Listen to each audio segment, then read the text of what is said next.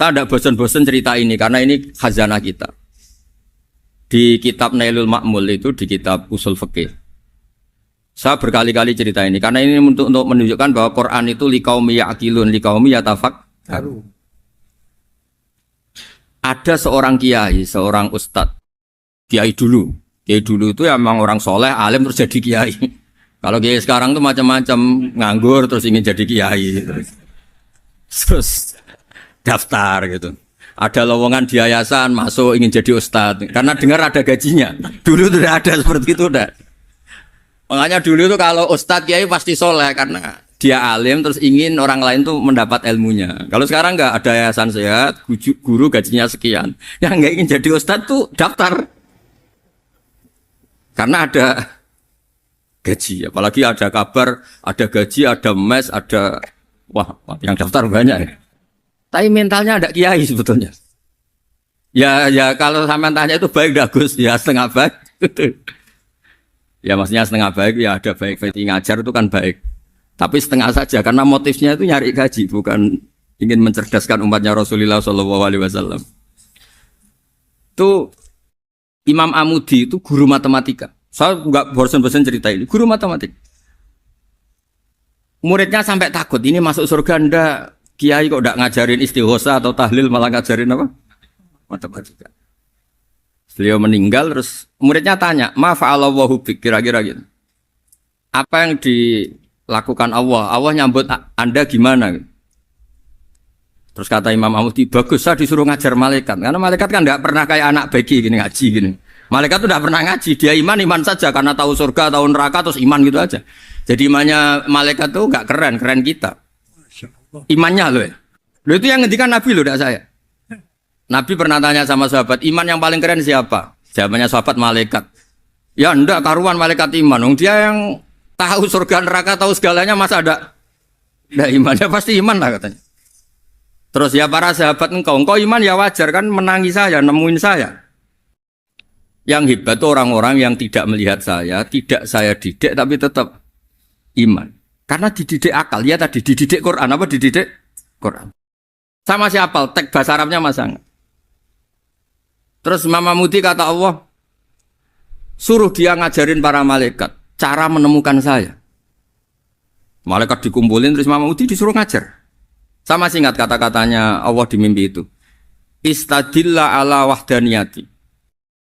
Bihadrati malaikati. Tolong ajarkan cara menemukan saya padahal Anda ini manusia yang tidak melihat saya. Anda di Jakarta kan lihatnya gedung-gedung. Paling jadi khayal, terus nikmat lah. Anda ikut punya tapi ikut nikmati. Itu orang desa-desa kalau ke Jakarta itu pokrol. Wah di Jakarta itu gedungnya tinggi-tinggi. Tidak kayak kampung sini. Lu udah ikut punya, ikut bangga. Di Jakarta orangnya cantik-cantik. Tidak kayak orang sini. Padahal dia ya dapat orang cantik gitu. Jadi Allah itu saking pinternya. Miskin-miskinnya bisa berkhayal dan bahagia. Nah, itu alhamdulillah betul. Akhirnya itu apa ini anak-anak begini saya tak niati ngajar standar anak-anak akademik. Terus pertama yang diajarkan hanya bilang gini, sama siapa teknya? Ya malaikat wahi para malaikat. Terus beliau bilang, nisbatus naini wassalasah ila malanihayatalahu nisbatul far'i ilal asli.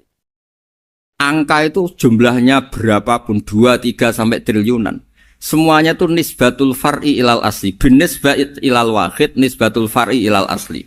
Angka 2 ya cabangnya 1, 3 cabangnya 1, 1 triliun ya cabangnya 1. Tetap yang asal usul adalah angka 1.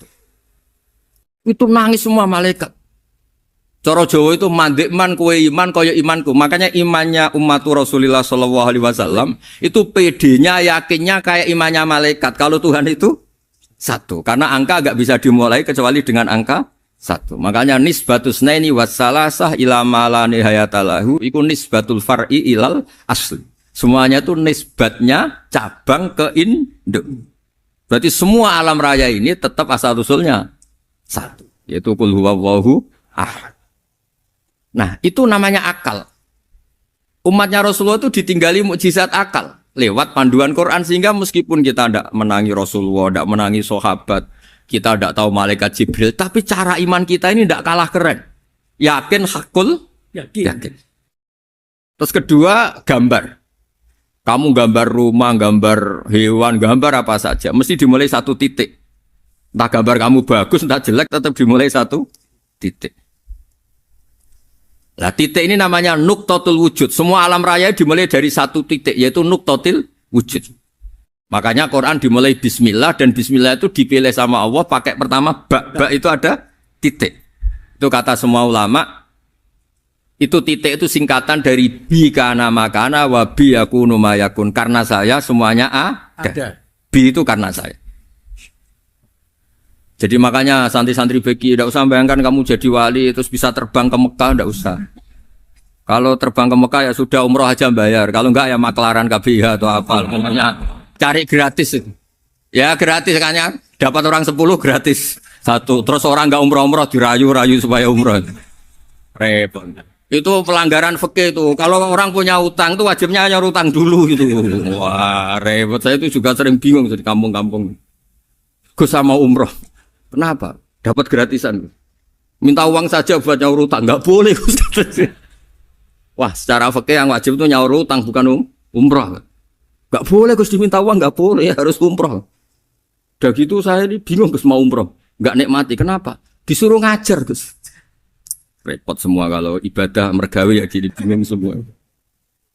Ya saya mohon anak-anak BK semuanya yang seneng Quran itu harus seneng sampai kayak saya sehingga tahu mencari Tuhan dengan cara tauhid yang berbasis akal. Itu sedzahir imannya malaikat. Jika di klasmen iman itu manusia ulul ilmi, kita-kita yang nekuni ilmu itu nomor 1 prakteknya.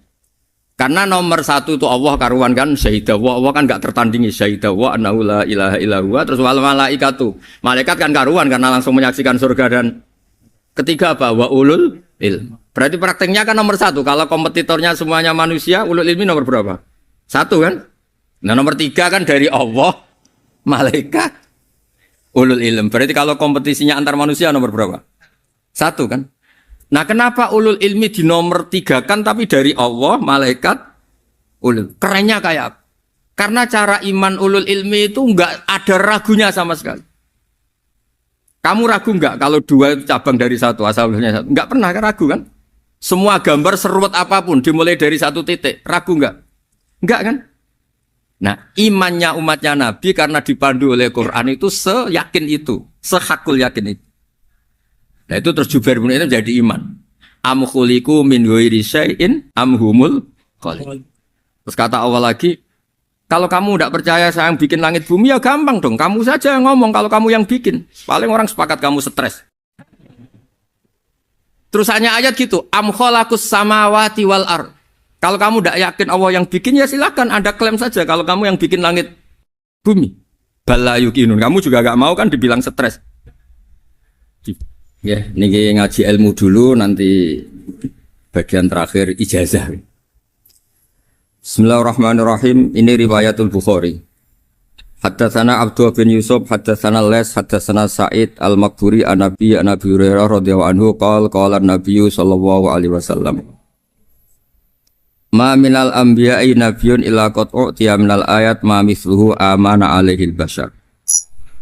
Wa innama kana alladhi utituhu wahyan awhahu wa ilayya fa arju an akuna aktsarahum tabi'an yaumal qiyamah. Dados kita tahu semua nabi itu punya mukjizat. Ya, semua nabi itu punya apa? Mukjizat. Mukjizat itu hal yang luar biasa yang memastikan manusia itu tidak bisa menyainginya atau menandinginya. Dan rata-rata mukjizat nabi dulu itu fisik.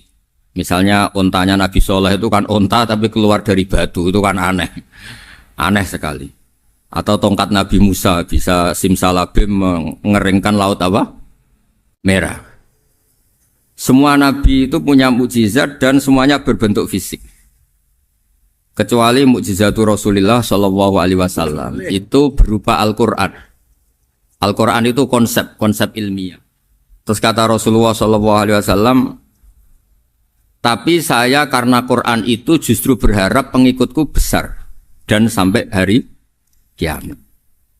Sekarang kita logika ya. Andaikan kamu punya tongkatnya Nabi Musa, kalau kamu suka uang, kepikirannya dijual apa dipakai?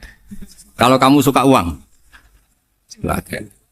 Kalau kamu ahli suudon itu pikirannya ndak, ini asli ndak.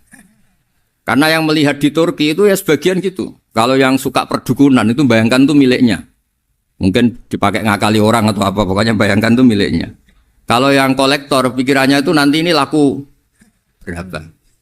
Tapi kalau peneliti mungkin pikirannya itu ini asli apa ndak? Bukti aslinya apa? Repot lah. Lagi pula kalau kamu punya utang terus mau apa? Istri kamu marah mau apa? Kalau pakai tongkat. Nah, beda dengan mukjizatnya Quran itu semuanya apa? Ilmiah. Orang yang sedang harmonis dengan istri bisa pakai ayat di antara ayat-ayat Allah itu apa? Wa ja'ala bainakum mawaddatan warahmah. Nanti kalau ditakdir cerai, saya tidak menyarankan cerai. Kalau ditakdir cerai, itu masih dimotivasi sama Allah wa iyatafarraqa yughnillahu kullam min sa'ati. Jika suami istri itu cerai, jangan-jangan suaminya dapat istri lebih baik, istrinya nanti dapat suami lebih baik. Jadi yang masa lalunya dianggap prahara. Kan banyak orang suaminya meninggal ketika nikah lagi ditanya, kangen sama suami pertama, alhamdulillah ini lebih baik. Padahal suaminya yang meninggal itu berharap istrinya ini kangen, ternyata dia sudah syukur dapat suami yang lebih baik. Jadi Quran itu menunggui kita ila yaumil qiyamah. Kita tidak bunuh diri, itu ya barokahnya Quran. Karena problem apapun kita dinasihati apa sabar, apa dinasihati sabar. Kan nggak mungkin kamu pegang tongkatnya Nabi Musa, punya masalah apa saja ngelihat tongkat, bisa apa tongkat. Tapi kalau Quran kan nasihat, solusi. Makanya Nabi berharap dengan Quran ini, saya berharap pengaruh saya, pengikut saya terbanyak ila yaumil qiyamah. Terus beliau dikomentari begini sama, ini Fathul Bari, sarahnya Bukhari. Al-muradu anna mu'jizatil anbiya inqaradat binqiradi a'sorihim. Falam yusyahidha illa man hadaraha. Problem mukjizat nabi-nabi dulu itu kan fisik. Sehingga yang tahu kalau Nabi Soleh punya unta yang ajaib, itu yang tahu ya hanya yang hadir saat itu. Yang tahu kalau tongkat Nabi Musa bertuah, itu juga yang tahu hanya yang hadir saat itu. Selebihnya tahu tongkat ya di museum. Tapi kalau Quran menjadi solusi, menjadi panduan, menjadi pegangan itu ila yaumil qiyamah. Kita beri contoh ya Quran panduan yang paling gampang misalnya begini. Dulu ini cerita ya. Dulu itu ada orang kafir cerdas namanya Jubair bin Mut'im. Itu saking pinternya dia, pinter juga tokoh. Itu sebagai delegasi pembebasan Asra Badrin. Jadi tawanan-tawanan perang Badar itu mulai dulu ya ada negosiasi mau dibebaskan. Terus orang-orang kafir ini menugaskan namanya Jubair bin siapa? Mut'im. Ini ada di Bukhari. Karena ini ngaji di Jakarta. Kalau orang nggak tahu hadis juga tanya ini sahih ndak gitu. Wong nggak tahu kok tanya itu aneh-aneh. Padahal kalau dibodoni itu ya nggak tahu. Tapi ya tetap tanya hadisnya ini sahih ndak. Ini kata kiai apa kata nabi ini ya. Memangnya kata nabi kamu dengar kan ya lewat kiai. Memang. Setelah itu Jubair itu datang ke Medina. Dengerin, datang ke mana? Madinah. Kemudian dengar Nabi baca Wattur pas sholat maghrib. Jubair karena Nabi dulu gak ada hotel, gak ada pondok ya. Pondoknya Nabi hanya sufah itu. Nabi baca maghrib, bukan diskusi, bukan debat. Baca Wattur wa kitabim mastur firrokim mansur wal baitil ma'mur wasaqufil marfu wal bakhril masjur. Terus itu. Kemudian sampai pada titik ayat am khuliqu min ghairi syai'in. Masa manusia atau alam raya yang maujudat, yang nyata, yang wujud nyata. Kemudian asal-usulnya itu ketiadaan. Ini kan hadhil alam maujud. Alam ini kan nyata. Masa sesuatu yang nyata, penciptanya itu tidak nyata. Jadi gak mungkin ada faham nihilisme. Kalau faham nihilisme berarti melahirkan teori begini. Al-adamu yakhluqu maujudan. Sesuatu yang tidak ada, menciptakan yang... Itu kan akal gak bisa nerima. Kalau sesuatu ini ada, penciptanya pasti ada. Terus akhirnya Jubair bin Mut'im itu simpuh di depan Rasulullah terus bilang, "Ya Muhammad kada qalbi ayatir." Hampir saja hati saya terbang. Kalau riwayatnya Imam Ahmad, faka'anna masudi akal bihati saya ini hancur. Semua teori yang saya bawa untuk ngelawan kamu, sekarang luluh semua, hancur semua. Yang benar adalah teori Anda, bahwa Tuhan itu satu, dan Tuhan itu ada sebelum semua makhluk. Coba kalau Nabi Muhammad ada Jubair bin Mut'im terus menyembunyikan tongkat dekat mihrab, terus dilihat ini apa, paling pikirannya ini dari kayu apa, terus yang bentuk tongkat itu tukang pemahatnya siapa? Kok kurang keren kalau di Blitar gimana ya? Kan malah panjang. Kira-kira kalau mukjizat itu dari tongkat itu malah panjang. Panjang lah pokoknya panjang. Lagi pula kamu coba kan nggak ngarah mandi, itu yang mandi kan nabinya bukan tongkatnya. Coba tongkatnya Nabi Musa coba anak-anak beki itu. Dipakai mukul kucing aja tidak mesti mati itu. Jadi nggak jelas mukjizat-mukjizat seperti itu nggak. Tapi kalau Quran menunggui sampai saking hebatnya Quran, teori rasionalitas kampanye di mana-mana. Tingkat validitas, tingkat kebenaran Quran itu bahkan bisa diuji tanpa membuktikan. Tanpa apa? Cukup pakai akal. Ya terus saya teruskan. Fala yamurru terus al-murad anna mu'jizatil anbiya in qaradat bi qidari asam wa mu'jizatul Qur'an mustamirratun ila yaumil qiyamah. Wa kharquhu lil adat fi uslubihi wa balaghatihi wa ikhbarihi bil maghibat. Terus kata ini yang ngarang Fathul Bari sarahnya Imam Bukhari. Fala yamurru asrun minal a'sar illa wa yadharu fihi syai'un mimma akhbaru bi annahu sayakun yadullu ala sihhati da'wahu. Wa hadza aqwal muhtamilat. Wa takmiluhu fil ladzi ba'da wa qilani ya anal al makna anal mukjizat al madiyah kanat khissiyatan tusyahadu bil absar kana qati soleh wa asa Musa. Mukjizatnya nabi-nabi dulu itu hanya penyembuh, hanya pelengkap, hanya nuruti keinginan mata. Seperti dahsyatnya apa? Laut Merah di sebelah apa dipukul sama tongkatnya Nabi siapa? Itu semuanya itu hanya memanjakan mata. Urusan mata. Terus wow itu. Tapi kalau mukjizatnya Nabi Muhammad itu berdasar akal. Maksudnya berdasar akal nih dengerin ya. Dengerin betul. Ketika Laut Merah terus tersibak kan, wow itu keren kan. Terus kita bilang, menyimpulkan, wah kita tidak akan mampu. Itu bodoh sekali kesimpulan kita tidak akan mampu. Meskipun bikin nyamuk Anda juga tidak mampu. Loh untuk memutuskan tidak mampu saja kok sampai pertunjukan seperti itu tuh laopo, cek goblok gitu.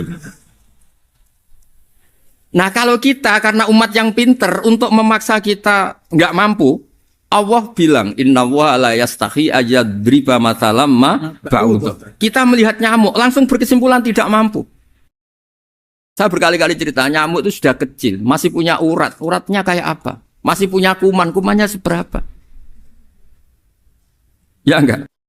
Nyamuk itu kecil, punya organ tubuhnya punya urat.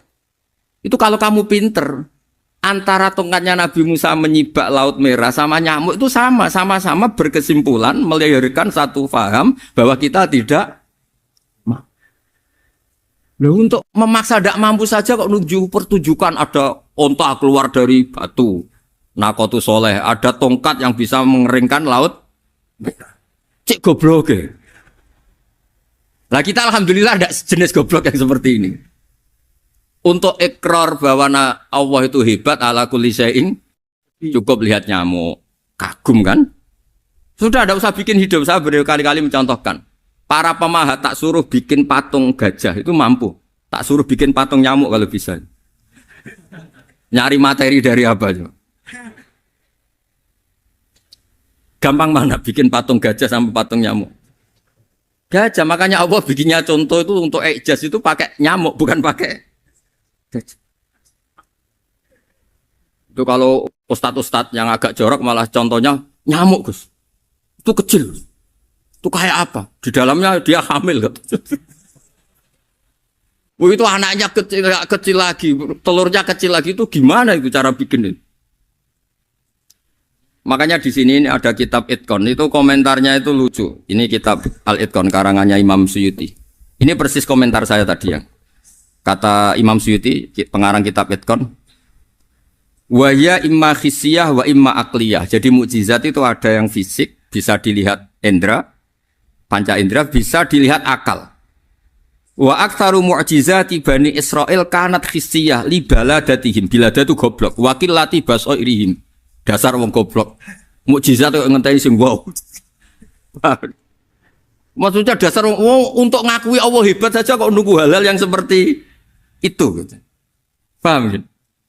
Mergo likil lati napa aklihim. Wa aksaru mu'jizati hadil ummah aqliyatun li farati dzakaihim wa kamali afwahihim. Dan mukjizatnya umat ini semuanya berdasar akal karena sudah cerdas. Jadi andaikan kita melihat tongkatnya Nabi Musa menyibak Laut Merah dengan melihat nyamuk, kesimpulan kita sama. Sama-sama wow, sama-sama keren, sama-sama memastikan kita tidak mampu. Makanya terus Quran menerangkan ya wa ma min dabatin fil ardi wala ta'iri yatiru bi janahihi illa umamun amsalukum. Jadi keseharian kita lihat burung kok terbang. Itu sudah ayatun min ayatillah. Paham ya? Dados niki kudu bangga ditunggoni napa Quran, nggih ditunggoni napa Quran. Wa mu'jizatul Quran tusyahadu bil basirah fayakunu mayattabi'u li ajlihi aksar. Terus li annal ladzi yusyahadu bi aini ra'si yang qaridu bingkiradi musyahidi. Sesuatu yang tampilan dahsyatnya itu disaksikan mata, maka itu bisa habis. Era tongkat Nabi Musa seperti itu habis enggak? Bisa mengeringkan Laut Merah habis kan? Tapi era mukjizatnya Quran ila yaumil qiyamah. Ya contoh sosial, saya kembali lagi ke sosial. Kamu punya teman awet atau punya istri awet, itu konsepnya ya wal kadhiminal ghaidh, agak gampang tersinggung.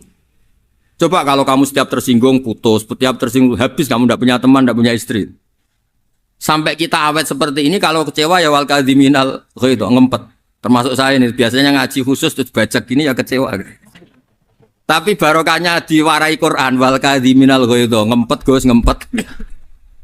Terus kecewa sama teman, kenapa tidak putus? Karena wal afina Aninna sudah, kalau kecewa maafkan. Coba kalau kita kecewa presiden demo, kecewa menteri demo, kecewa orang tua minggat. Ya kalau dicari, kalau tidak kan malu. Saya itu punya teman tak tanya, kecewa besar sama bapak itu. Kenapa tidak minggat? Malu. Kenapa malu? Takut gak dicari. Itu orang tuh paling malu itu kalau keluar dari rumah nggak di. Saya punya teman lagi, saya ini takut mati Gus. Kenapa? Takut istri saya tidak nangis Gus. Itu kematian terburuk itu kalau mati tahu istrinya ada nangis, itu malu betul itu.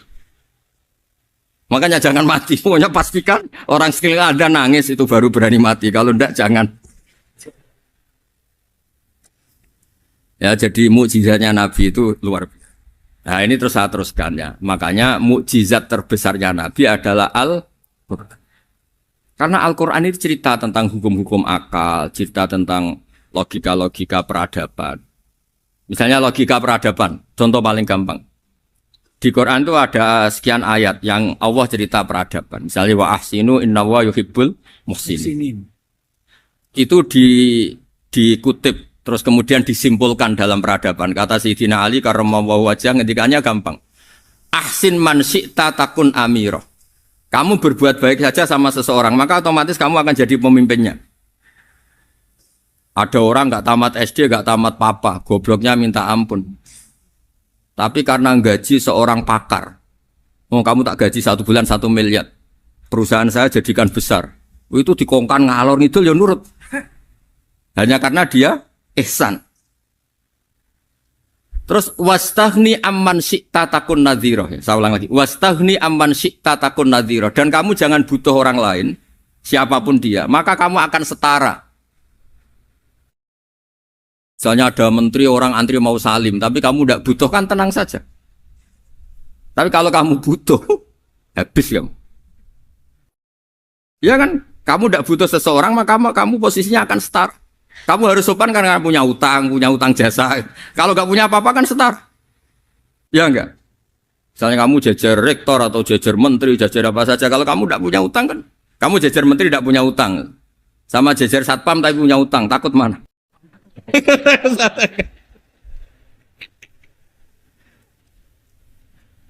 Kalau butuh itu mesti kalah kan? Ada pejabat misalnya nggak begitu cantik sama perempuan cantik yang kamu butuh ingin dicintai, takut mak. Padahal gak jelas orang ini pangkatnya apa. Gak jelas. Jadi dalam hukum sosial itu kata Sidin Ali, wastahni aman syi'ta takun nadhira. Kamu jangan butuh seseorang maka kamu akan setara. Terus yang terakhir, wahtas ilaman syi'ta takun asiro. Asiro pakai sin. Dan silahkan butuh seseorang maka kamu akan jadi budak dia. Ya coba misalnya Anda seorang profesor, seorang alim, seorang kiai top. Misalnya mencintai janda di ujung kampung sana, jalan kaki 2 kilo. Padahal itu gak tamat SD, tapi gara-gara seneng kacau kan, logika kepangkatan hilang semua kan. Jadi itu hukum peradaban, itu mewakili isi-isi sosial yang diterangkan Quran. Ya, jadi paketnya 3 tadi ya. Ahsin man syi'ta takun amiro. Kamu berbuat baik sama seseorang maka kamu bisa memimpin. Wastahni amman syi'ta takun nadhira. Kamu jangan butuh seseorang maka kamu akan setara. Bok kamu ketemu orang terkaya di dunia. Yo ketemu orang terkaya di dunia, kamu jejer, kamu tidak butuh dia. Tenang kan bisa setara kan? Tapi kalau butuh harus sopan, ngajukan proposal, harus berakhlak karimah. Makanya sekarang Anda kok berakhlak kenapa? Ternyata mau nyalek. Biasanya Anda berakhlak kok berakhlak. Ada apa ini? Makanya guyonan di Rembang itu Beb Husain itu. Kalau ada orang mendadak sopan sama temannya, temannya curiga, kok tumben sopan, mau utang ya? Zaman akhir itu kacau.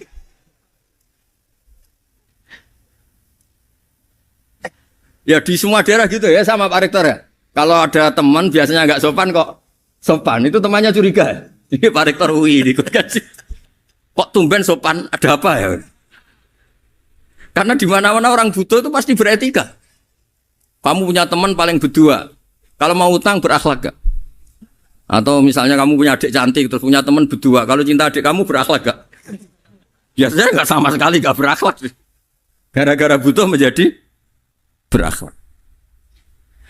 Ya jadi hukum sosial itu ya kuncinya 3 tadi. Ahsin man syi'ta takun amira. Wastahni amman syi'ta takun nadhira. Terus wahtas ila man syi'ta takun asira. Kalau kamu butuh seseorang pasti kamu dibikin hina. Asir itu tawanan. Nah, Quran itu bicara sosial itu lengkap. Dan itu yang nunggui kita. Kita punya tetangga yang kurang baik, ya seneng. Punya tetangga baik, ya seneng. Kata Imam Syafi'i, saya berkali-kali cerita.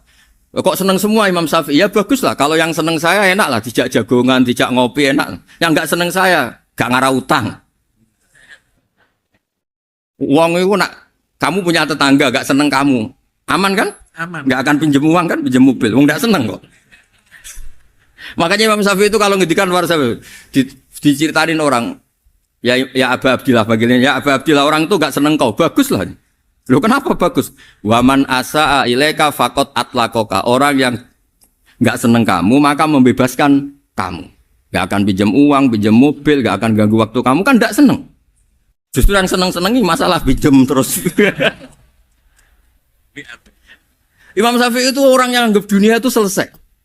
Ada yang cerita, ya Aba Abdillah, orang yang tadi cium tangan engkau, yang hormat engkau di luar maki-maki engkau, ngerasain engkau, ngata-ngatain engkau. Ya bagus lah. Kok bagus gimana? Berarti saya wibawa, depan saya tidak berani. Berarti saya wibawa, di depan saya tidak berani. Berarti itu makomnya sudah kulillah, sumadarhum fi khawdihim, ya labun, sudah dunia itu selesai, sudah agak penting semua. Nah itu kalau kamu anak-anak beki ahli Quran, sudah ayatnya kulillah, sumadarhum fi khawdihim, ya labun, sudah lihat Allah saja agak penting, makhluk-makhluk itu. Dah makhluk semua agak penting, sepenting Allah. Nah kita ini ditunggoni mukjizat seperti itu. Bayangkan misalnya kita ditunggoni tongkatnya Nabi Musa. Saya ngajar di sini terus ini tongkat. Terus nanti yang tanya, Gus itu kayu apa Gus? Nanti yang kolektor tanya itu harganya berapa Gus? Ruwet apa? Terus yang ahli suudon itu asli gak Gus? Wah. Yang ahli suudon kan mesti tanyanya gitu, itu asli enggak Gus? Repot pokoknya. Tapi kalau